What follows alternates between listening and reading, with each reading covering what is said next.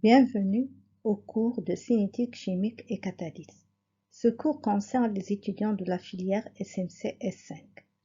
L'objectif de ce cours est dans un premier temps d'étudier les vitesses auxquelles se font les réactions chimiques et de connaître les facteurs qui peuvent modifier ces vitesses tels que la température, la concentration et les catalyseurs.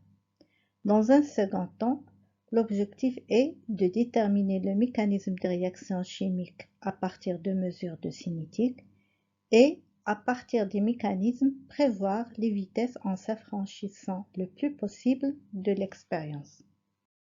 Le premier chapitre que nous allons aborder est intitulé Vitesse de réaction et facteurs cinétiques en milieu homogène.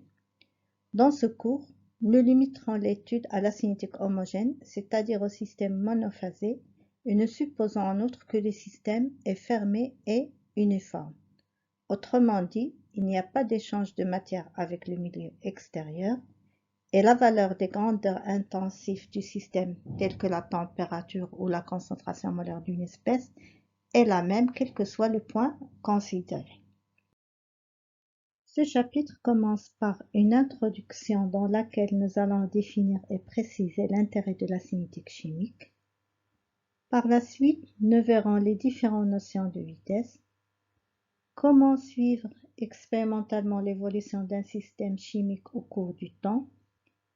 Nous allons étudier aussi le facteur concentration, puis nous allons aborder l'étude de quelques réactions d'ordre simple, les méthodes de détermination des ordres de réaction à partir de mesures cinétiques, et nous allons finir par l'étude du facteur température. L'étude de la réactivité des espèces chimiques ou de la réaction chimique fait intervenir deux domaines de la chimie qui sont complémentaires. La thermodynamique chimique, qui explique si la réaction est possible compte tenu des caractéristiques du système. Généralement, on examine la variation de l'enthalpie libre. Si elle est négative, la réaction est spontanée dans les conditions de l'étude. Si elle est positive, la réaction est impossible thermodynamiquement. Mais la thermodynamique seule n'est pas suffisante pour décrire une réaction chimique, car elle ne s'intéresse qu'au point de départ, l'état initial, et au point d'arrivée, l'état final. Elle ne donne aucun renseignement ni sur ce qui se passe entre ces deux états, ni sur le temps nécessaire pour aller du point de départ au point d'arrivée. D'où l'intérêt du deuxième domaine de la chimie, la cinétique chimique, qui permet de décrire ce qui se passe entre l'état initial et l'état final d'un système au cours d'une transformation chimique. On se permet de dire qu'il donne un film de la réaction.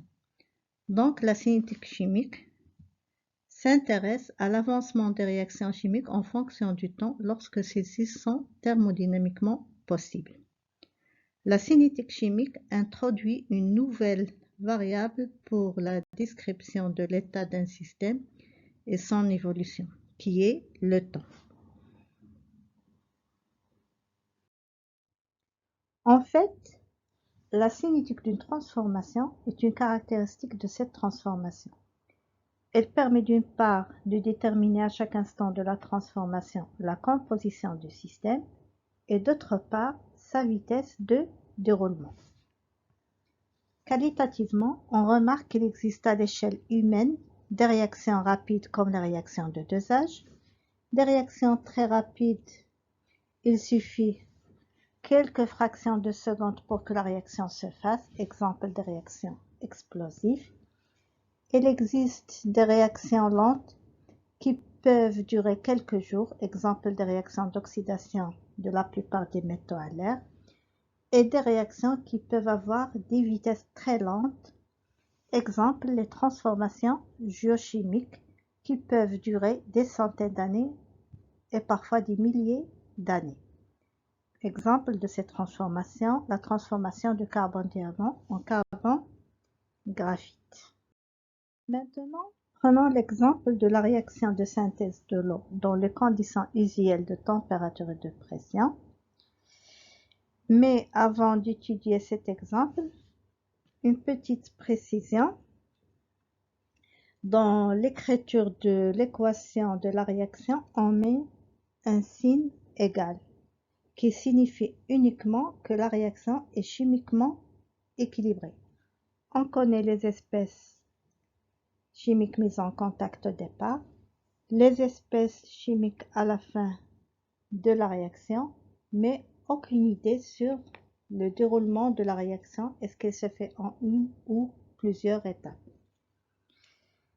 Revenons à notre exemple. Dans les conditions de l'étude, la réaction elle est thermodynamiquement favorable. On a le delta G qui est négatif. Le calcul de la constante d'équilibre permet d'avoir une valeur très élevée. Donc la réaction doit être quasiment totale. Mais l'expérience montre que le système n'évolue pas au cours du temps. Donc la réaction ne se fait pas pour des raisons cinétiques.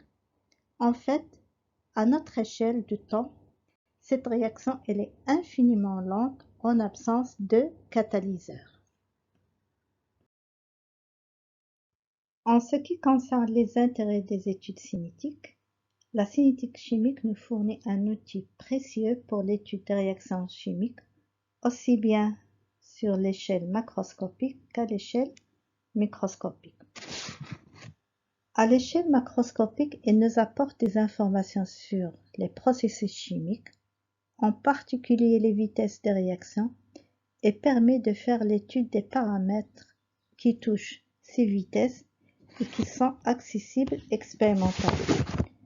Et par la suite, le contrôle de ces facteurs, soit pour accélérer ou ralentir la réaction. Chose qui est très importante, en particulier dans le domaine industriel, où la préparation des produits dépend aussi du facteur temps. Alors que du point de vue microscopique, elle permet d'apporter des informations sur les mécanismes réactionnels mis en jeu.